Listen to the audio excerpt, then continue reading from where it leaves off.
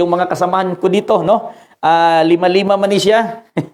Kapit kayo dahil ito na po yung ating turno.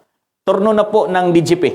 Dahil ito na po yung matagal na pong hinihintay ng bansang Pilipinas. Okay? Ito na po yung matagal nating hinihintay na totoong pagbabago ng bansang Pilipinas. Okay? Hipag ko po. Okay. Thank you po kay Mary Ann Bacnes. Okay? So, God bless po sa lahat-lahat po ng mga kakabsat nating mga Ilocano dyan sa Luzon. At dito naman po sa Sultan Kudarat na imbag na malam kada kayo, amin kakabsat. Okay? So, madyaw ambong, mga kaisunan kong mga taga-Kaulo diha sa Malita. And then few flabi sa mga tribong Blaan. And magandang hapon po sa mga Tagalog dyan sa Luzon o maayong hapon kanatong tanan. Mga igsuon, daghantag mga butang na dapat pagaisgutan karon na hapon mahitungod sa programa sa Dios dinhi sa nasod sa Pilipinas. At ito po yung palagi nating sinisigaw po dito sa Himpapawid na yung kalooban na po ng Diyos ay kanyang tutuparin dito sa bansang Pilipinas. Yung sinabi po ni Jesus, "Thy kingdom come, thy will be done here on earth as it is in heaven." Okay? "Thy kingdom come here in the Philippines as it is in heaven." Yung kalooban na po ng Diyos na itatayo yung dibino gobyerno, dito po yan mangyayari sa bansang Pilipinas at mag-uumpisa po yan dito po 2022. Kapalit na po yan ni Pangulong Rodrigo Roa Duterte. Okay? Ito po yung sistema ng gobyerno na papalit po sa panggobyerno po ng ating mahal na Pangulo, sa gobyerno po ng Agila. Dahil yung papalit po sa Agila ay ang leon, hindi po tigre at hindi po buaya at lalong hindi po mga ulupong. Dahil yung kapalit po ng Agila, leon po ng Mindanao. Taga Mindanao po, lumad ng Mindanao. Wala dyan sa Luzon, wala dyan sa Visayas, nandito po sa Mindanao, yung leon at lumad ng Mindanao. Yan po yung papalit kay ating mahal na Pangulong Roa Duterte. Wala dyan sa mga nangampanya ngayon. Wala dyan po, nandoon sa puso ng Diyos. Dahil tinatawag siyang a man after God's own heart. Hindi po siya people's choice. Hindi po siya political choice. At hindi po na tayo ngayon, tapos na po tayo sa political will. Nandito na po tayo sa God's choice and God's will po, mga kapatid. Kaya walang magagawa na po yung mga aspirant ngayon ng ating bansang Pilipinas.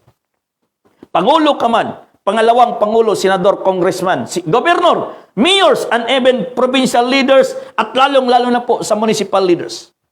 Tapos na po, mga kapatid. Tapos na yung turno ng pagpili ng mga tao sa ating mga leaders. Turno naman po ito ngayon na ang Diyos na po yung pumili ng pagkapangulo sa ating bansang Pilipinas. At yan po, mga kapatid, ay darating si Haring David. Dahil yung ating mahal na Pangulo ngayon, siya po si Haring Saul. Okay? Siya po si Haring Saul. Siya po ngayon yung darating, 2022, si Haring David, haharapin na po niya yung Goliath dito po sa Pilipinas. Nandito po yung battleground, okay? Nandito po ngayon yung battleground. Yung kumbaga, yung Armageddon, yung Magog and Magog, nandito po yung battle, nandito po yung, hindi, Battle of Armageddon, okay? Malayo pa yung Armageddon War. Nandito po tayo ngayon, dito po yung kumbaga, ang panggubatan.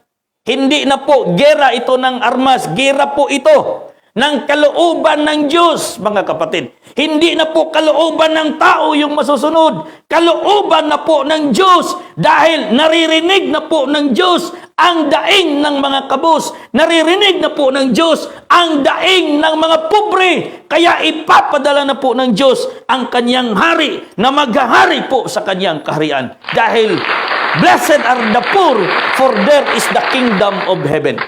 Tayong mga kabos, tayong mga pobre, tayong mga dukha ang pinangakuan sa kaharian ng Diyos. Kaya ngayon po, mga kapatid, ang Diyos ay mayroong malaking paghatol sa bansang Pilipinas.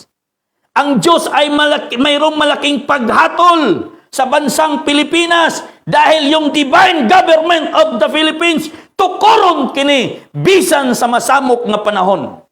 Bisan pagdaghan magsamok-samok, matukod ang gobyerno sa Dios 2022. Dahil ito na po yung kapanahunan, ito na po yung tagal na panahon na sinabi po ng Diyos. Sinabi po ni Propeta Daniel, sa mga adlaw ni anang mga haria, ang Diyos sa langit magatukod og usa ka gingharian. Ni ang gahom ni ini mahibilin sa laing katawhan. Apan kini nga gingharian, mo'y magaut-ut sa tanang gingharian og magapabilin kini, mulungtad kini sa walay katapusan. Daniel 2:44. Daniel chapter 2, verse 44. Ito po yung sinasabi niya. Sa mga adlaw ni anang mga haria, ang Diyos sa langit magatukod og usa ka gingharian, dili duha, usa ka gingharian nga dili gayud malumpang, ni ang gahom ni ana mahibilin sa lain nga katawhan. Apan kini magadugmok ug magaut-ut ni ining tanang mga gingharian ug kini mulungtad sa walay katapusan. This is the divine government of God. Dito po sa Pilipinas, sa mga adlaw ni ining mga presidentiha, mula kay Quezon hanggang kay PRRD, ang Diyos sa langit magpadala sa iyang hari dinhi sa nasod sa Pilipinas, aron muhari sa Pilipinas kay mao kini ang gingharian sa Dios. Mao kana ang pulong sa Dios sa mga adlaw ni ining mga presidentiha.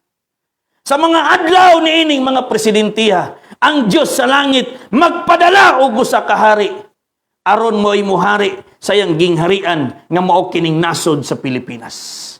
Ug mao kanay mulumpag sa tanang sistema sa panggobyerno sa Pilipinas nga dili uyon sa kabubuton sa Dios.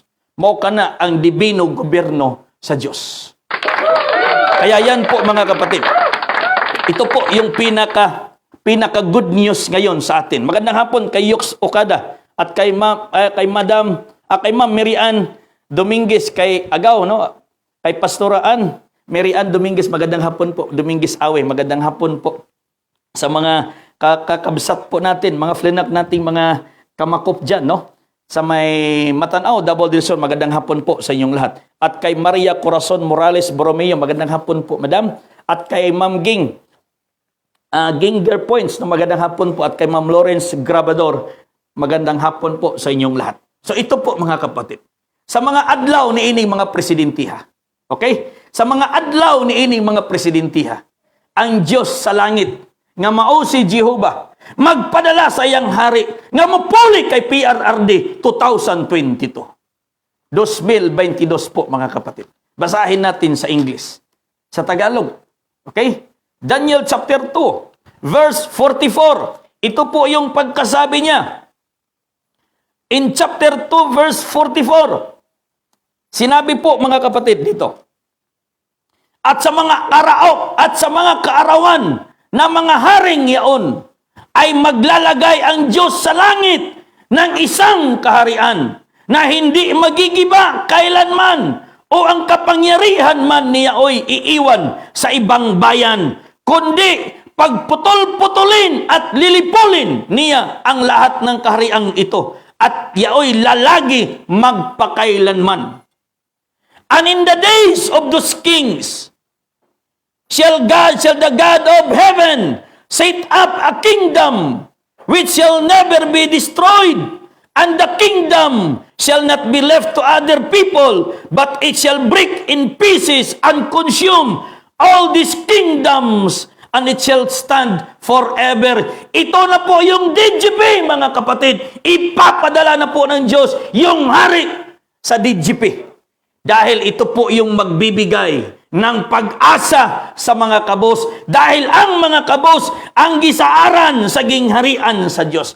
Blessed are the poor, for there is the kingdom of heaven.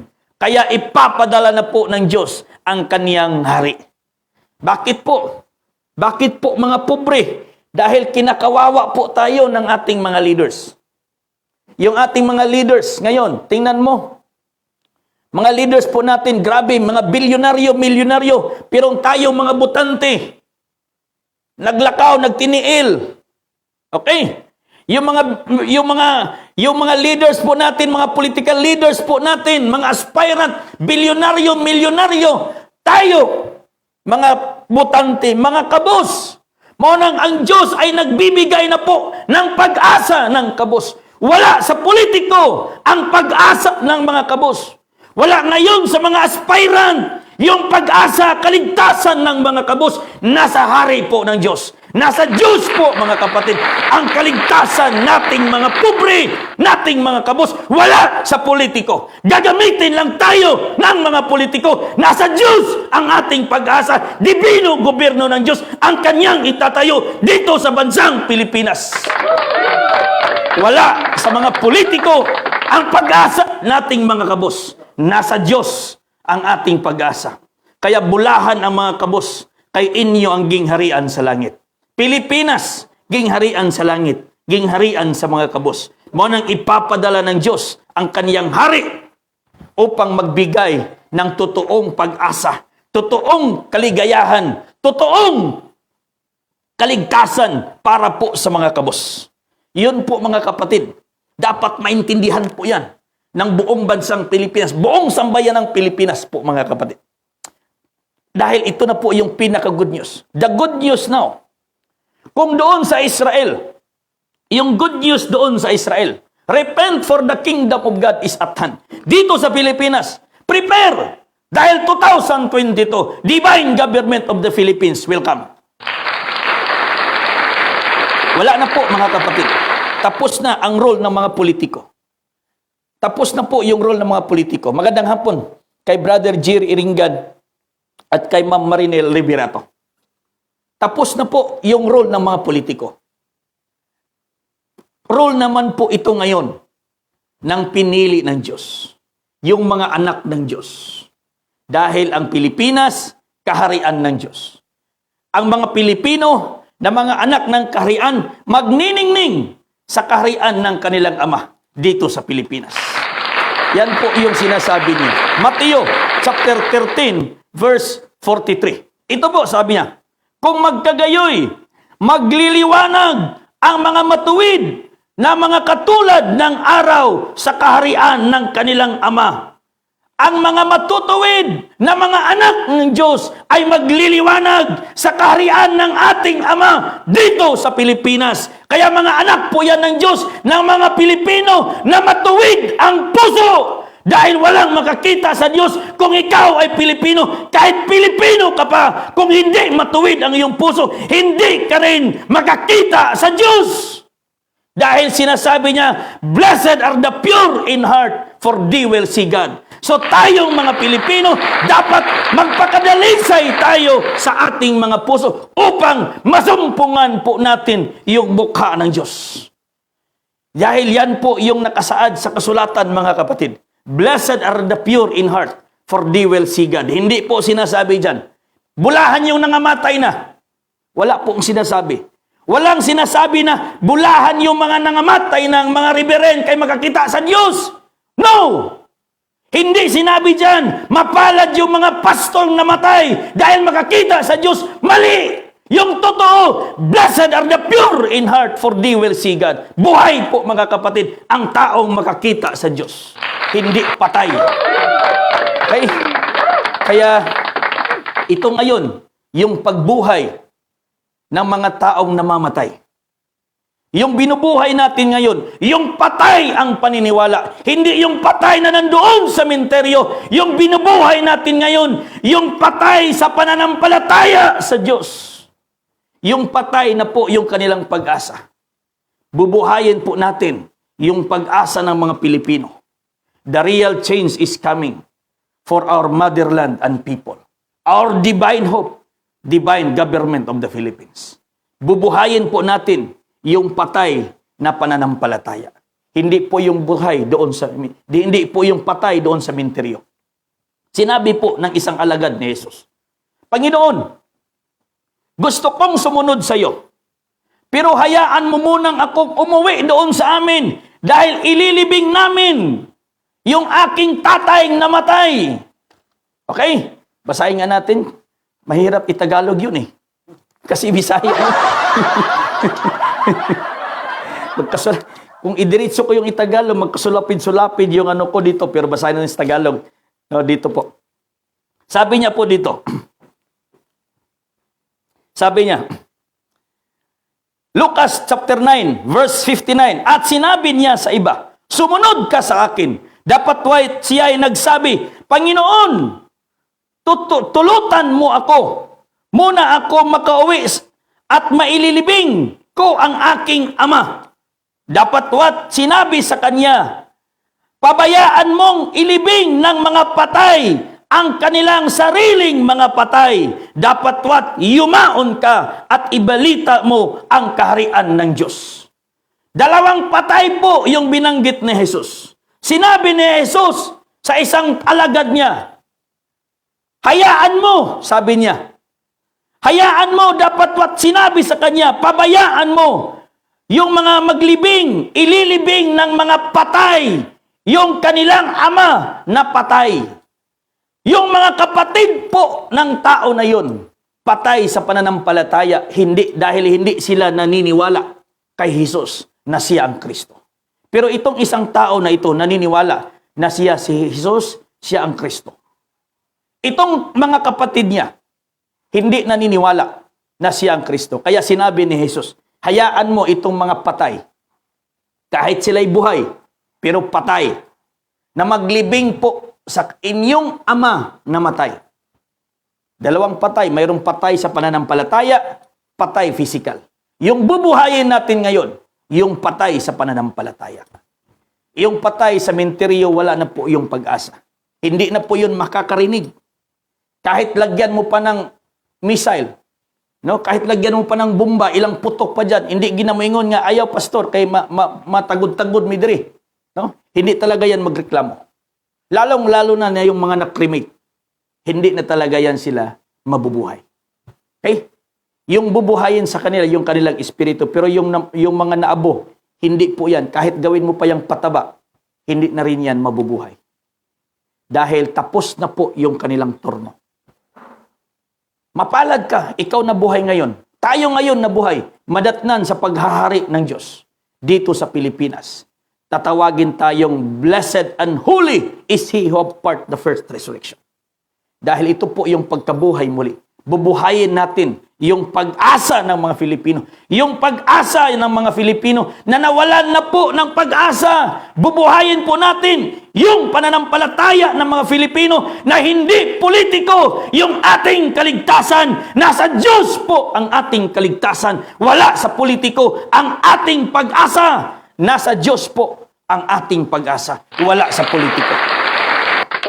Kaya tapos na po yung turno ng mga politiko. Kaya nga palagi nating sinasabi. Palagi kong sinasabi. Sarado na po yung Malacanang. Sarado na po. Si Pangulong Duterte lang ang huling Pangulo ng bansang Pilipinas. Dahil yung kasunod po niya, hari na po yan ng Diyos. Hari ng Diyos. Hindi Pangulo, hindi Presidente. Hari ng Diyos ang susunod sa kanya sa 2022. Wala po dyan. Sa mga taong tumatakbo ngayon. Wala po dyan, mga kapatid. Wala dyan. Maniwala kayo sa hindi. Wala dyan. Kahit sabihin yung butbuton si Bangkal, wala dyan yung pinili ng Diyos. Wala dyan yung hari ng Diyos. Sila yan gusto maghari-hari. Pero yung totoong hari ng Diyos, wala dyan po, mga kapatid. So, kaya mapalad po tayong mga Filipino. Mapalad po tayo. Dahil dito po mangyayari yung pagtatayo ng kaharian ng Diyos. The God of heaven, no? Ang Diyos sa langit, magatukod og usa ka gingharian. Nga dili gayud malumpag, ni ang gahom ni ana, mahibilin sa lain nga katawhan. Apan kini, magadugmok og magaut-ut sa tanang mga gingharian, og kini mulungtad sa walay katapusan. That is the divine government of the Philippines. Yan po, mga kapatid. At yan din yung sinasabi ni Jesus. May mga bungkag, magapigsat sa tanan nga gingharian. Mateo chapter 21 verse 44. Og ang mahulog sa ibabaw ni ining batuha, madugta siya. apan ang mapusdakan ni ining batuha, mapulpog siya. Ang mapusdakan sa divine government of the Philippines, malusaw. Ang tanang sistema sa corruption sa Pilipinas, mawala ang tanang sistema sa corruption sa Pilipinas kung ang gobyerno balaan matarong na atubangan sa Dios. Pero kung ang gobyerno puli-pulihan ng aning mga nagpadagan karon, dili gihapon mawala ang buaya sa Pilipinas. Bisan pag tigre ang mulingkod, dili gihapon mahurot ang buaya. Bisan pag mubalik ang agila, di gihapon mahurot ang buaya. Kay nganuman, di gihapon mausab ang sistema sa gobyerno. 2022, this is the great jubilee. 2022 is the great day of the Lord and the great jubilee sa mga anak ng Diyos. Bakit po? Dahil ito po yung kasal po ng kordero. This is the marriage supper of the Lamb 2022. Dahil yung hari ng Diyos, ikakasal po yan sa bansang Pilipinas. That is the great jubilee and that is the great day of the Lord 2022. Ngayon, tingnan mo ngayon, yung nangyayari po sa ating bansang Pilipinas. Sila-sila lang po nagbangayan, nagaway-away po yung mga politiko. Pasahan po ng mga issues. Issue dito, issue diin. Issue dito, kung saan-saan, kahit sino na lang po. Kahit ano na lang po yung maisip ng mga issues. Bakit po?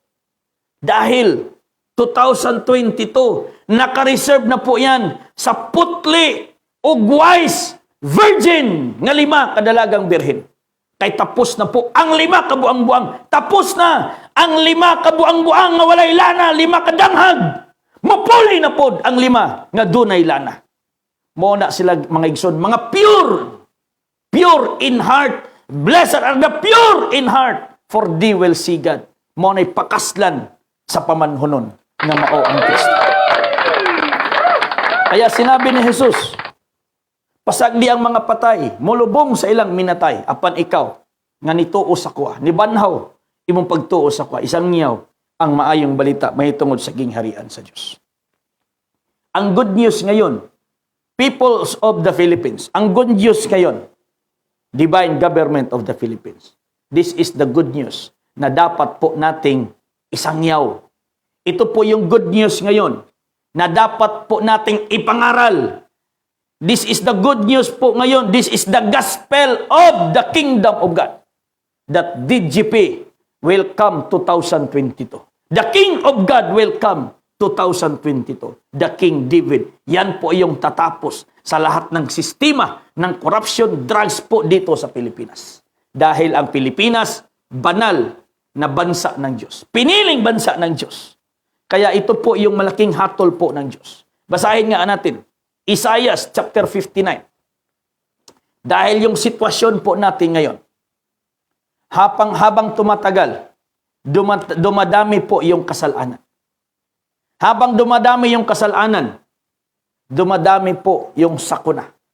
Habang dumadami yung sakuna, lumalayo po yung mga tao sa Diyos. Anong dahilan po? Yung Diyos hindi malayo sa atin. Ang Diyos ay hindi bingi na kung siya'y ating tatawagin, hindi siya makarinig. Ang Diyos ay hindi bulag na hindi niya tayo nakikita. Pero anong dahilan? Bakit tatawagin natin ang Diyos? Bakit ko ng buong Pilipinas tatawag sa Diyos? Malayo ang sagot. Ito po mga kapatid. Isaiah chapter 59. Ito po yung pagkasabi niya dito. Aniya karon ang kamot ni Jehova. Wala pa mo bi, aron kini dili makaluwas. Ni pabugaton ang iyang igdulungog, aron kini dili makadungog. Apan ang inyong mga kasalanan, maoy nakapahamulag kaninyo, og sa inyong Diyos, og ang inyong mga sala, nagpakatago sa iyang naong, gikan kaninyo, aron siya dili makadungog. Ang dahilan pala na hindi ka masagot ng Diyos, hindi mo masumpungan ang Diyos, ang dahilan pala dahil po sa ating kasalanan. At yan po yung sinasabi dito. Narito, ang kamay ng Panginoon ay hindi umiksi, na hindi makapagliligtas, ni hindi man mahina ang kanyang pakinig na hindi makarinig, kundi pinapahiwalay ng inyong mga kasamaan, kayo at ang inyong Diyos at ang inyong mga kasalanan ay siyang nagpakubli ng kaniyang mukha sa inyo upang siya'y huwag makinig. Yan po mga kapatid, ang dahilan. Ang Pilipinas na puno na sa kasalanan. The only Christian nations throughout Asia. Pero hindi makikita yung Christianity sa Pilipinas unless hindi maghahari si Kristo sa bansang Pilipinas. Yan po mga kapatid. No? Maganda tayo, magaling tayong mag-claim. Magaling tayong mag-claim na we are the only Christian nations dito po sa Asia. Pero hindi makikita yung pagka-Kristyanos, yung pagka-Christian, dahil hindi pa naipatupad yung kalooban ng Diyos dito sa bansang Pilipinas. Yun po mga kapatid.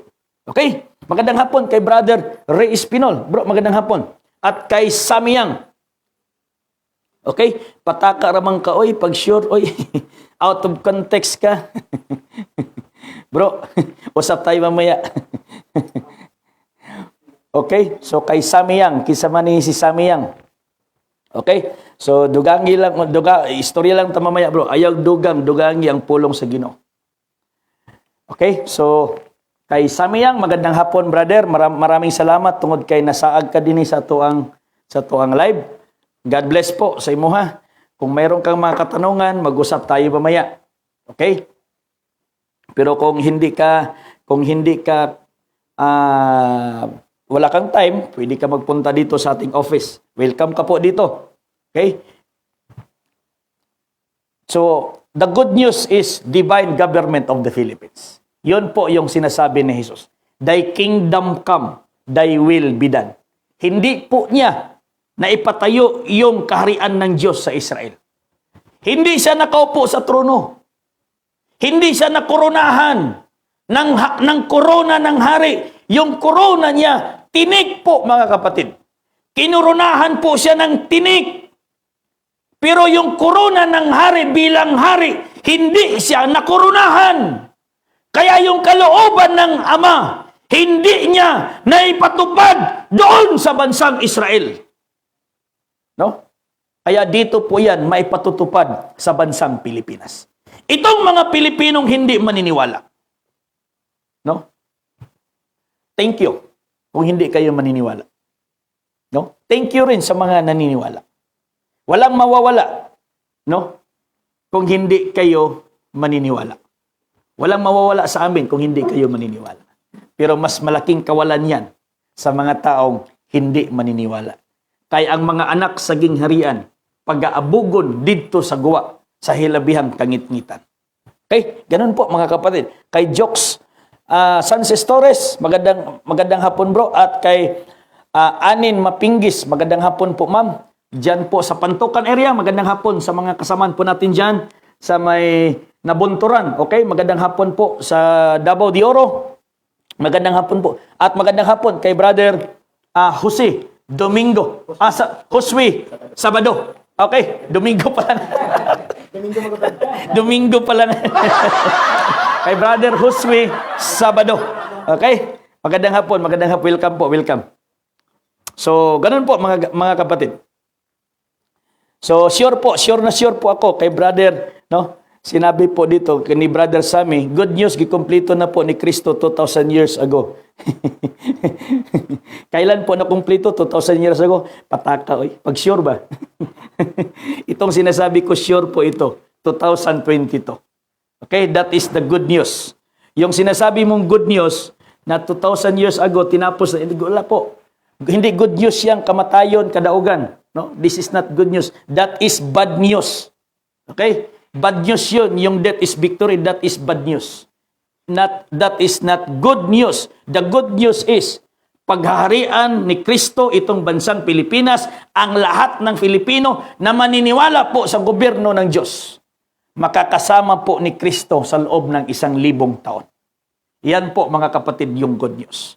Pero kung sabihin mong 2,000 years ago, tinapos na ni Kristo, no? Pagtuon og maayo bay. Pagtuon og maayo. Okay? So, ganun po mga kapatid. Ito po yung sinasabi niya. Apan ang inyong mga kasalanan maoy nakapahamulag kaninyo og sa inyong Dios ug ang inyong mga sala nakapatago sa iyang naong gikan kaninyo aron dili siya makadungog.